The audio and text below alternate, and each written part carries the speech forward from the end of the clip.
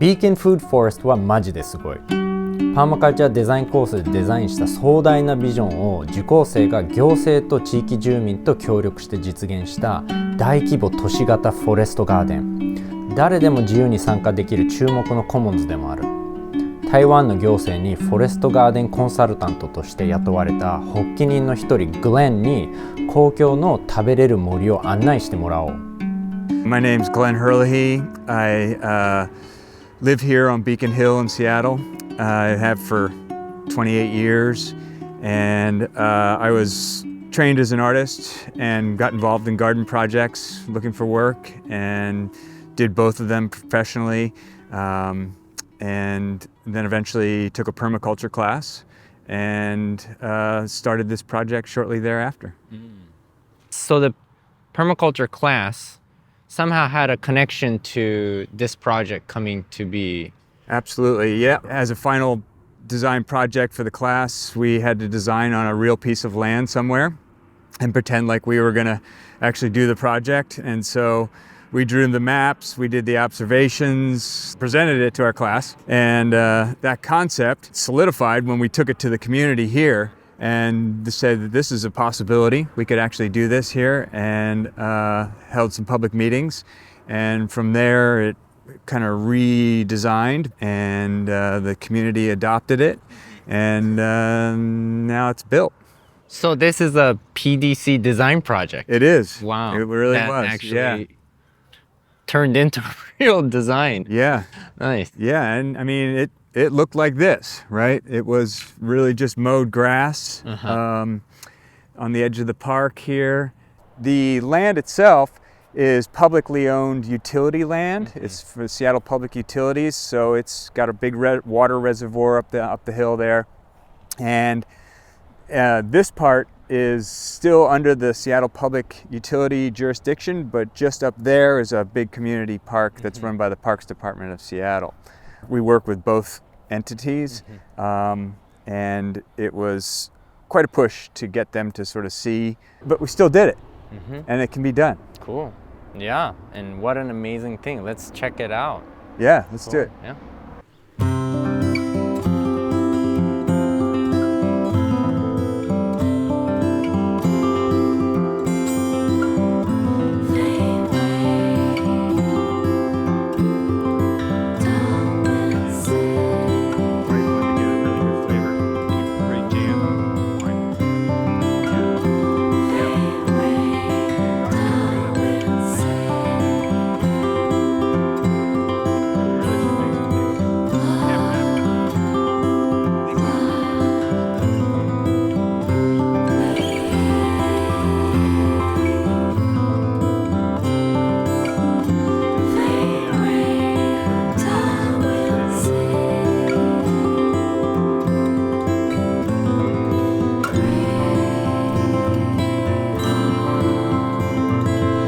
Yeah, so here's the entrance to an area that was designated as food forestry. You know, in the beginning, we were talking to her and listening to our community of what they want, and a lot of people wanted small plots where they could grow whatever they wanted, so that was a pea patch concept. That's what we call it in Seattle. It's a community garden, traditional, but there was a lot of people who were saying, you know, we want something more. And we like this food forest idea as a part where I don't have to maintain a plot, but I can come and participate when there's work parties, and in general, just be able to come through and harvest and sample and try things and help maintain it and learn about plants and food forestry. So it was a large contingency of people that wanted to not be directly associated, but just be welcomed in anytime. And so that's where the food forest, its mission could be, is to be an area of land that's growing in a perennial polycultural system and is open harvest. Anybody can come through. You know? Anybody can come through. It is literally public land, and it's taking the public commons one step further. It's, you know, and so we were challenged by that concept a lot. But in hindsight, 10 years now later, it works great. You know, there really has not been a problem of over-harvesting. People have not stolen things as much as we thought, you know, or were accused of possibly doing. That's been a relief to us because it was an experiment. You know, it was a giant human experiment in kindness. You know, can you share? Can you really, from the heart, share everything? You can work all the time here and you may not see a Himalayan chocolate berry. You may not get a blueberry. You may not get an apple or pear or plum. You know, you may not get it because somebody else will come in. So we felt we needed to teach ethics behind how to harvest, where you don't take everything. You take less than a third. You respect the plant. You harvest with 2 hands. You watch where you're stepping, so you're not stepping on all the other plants around. You just have respect, and you respect the community that's doing this. Don't trash it, you know? And that's been good. And I mean, there's always people learning that. So there's always problems with broken branches sometimes and things, but you know, nothing's been killed or ripped out or anything like that. There's been no vandalism sort of to it. After 10 years. After 10 years. That's probably one of our biggest successes. Just doing the project, but actually doing it with a concept that was so controversial and so idealistic in a sense. People are like, oh, you just have high hopes for the humanity. And it's like, yep, we do. And we're going to try it and we'll see, you know, if we fail, we fail. If we succeed, here we are, you know? Yeah. So that was a big thing for us. Yeah. So to be more inclusive to our community, access is huge, and it took us a long time to really get this in place, but this is a ADA accessible raised bed where wheelchairs can come and get under it and have reach across a certain amount of area space to grow, and water availability. That's Jess, who does use a wheelchair too. Most of the time he can stand a little bit. Nice. He's actually on the board too, cool. So he's kind of helped facilitate this for the community. I mean, he's kept it going great. This is the first year of the first season of it. Yeah, we're pretty proud of it. It's all working. We were worried about the soil depths, but a little bit of water, you can keep it going and do great stuff. Yeah. So this is the basic process. We've become experts in sheet mulching. Getting the cardboard is the hardest part. We've found several sources. We go to a cardboard manufacturing factory down here, and they have these blanks that they either were the wrong size or didn't meet the customer's criteria, and they have tons of them. And we just load up our trucks and we come up here and try to keep stocked, and people love to sheet mulch. You know, that it's very approachable. Okay, you put down the cover, and then you wheel in a bunch of chips. It's just a great community project because it's pretty simple, it's good exercise, it's easy. It's something we've done a lot of, but it's been fun. And you can see the change so fast. Yeah, the change is quick. Yeah.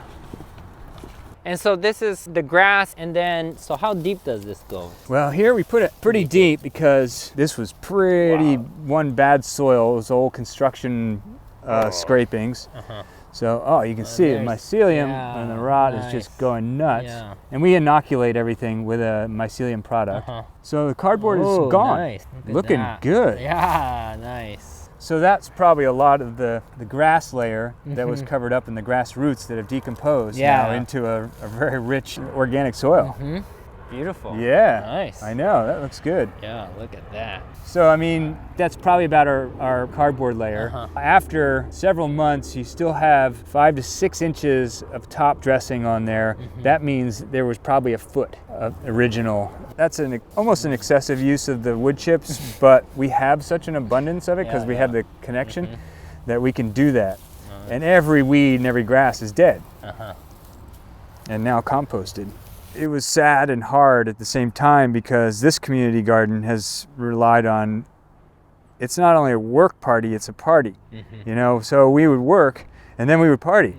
And that's the favorite part of a lot of people, right? We had big lunches. We would feed everybody. We'd feed 80 to 100 people some months, you know, just big vats of soup, and we'd collect salads, and it was all volunteer run, and it was just a great time. And that's what really brought a lot of people here, was that sense of community, that time to be hanging out with a bunch of people with similar interests. You know, it just brought us here. and that had to go away.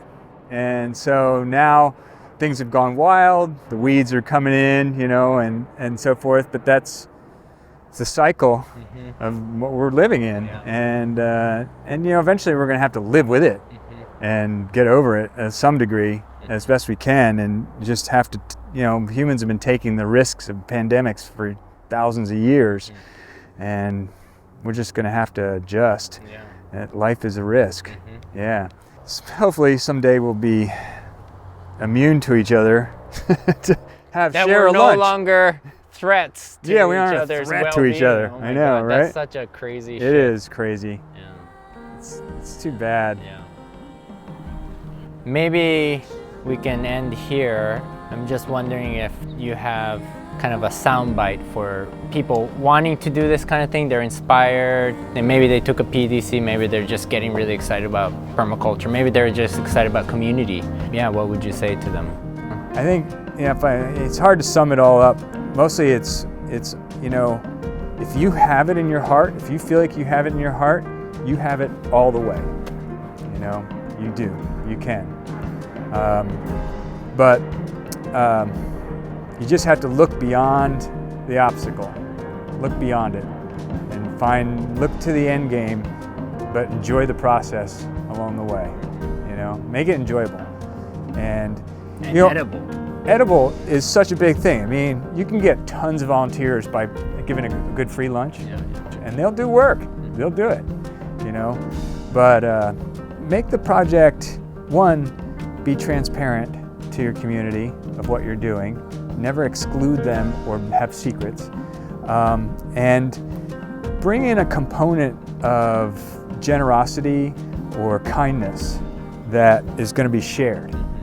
So with, for example, our open harvest concept, our policy to open part of it to anybody, was a kind and compassionate idea.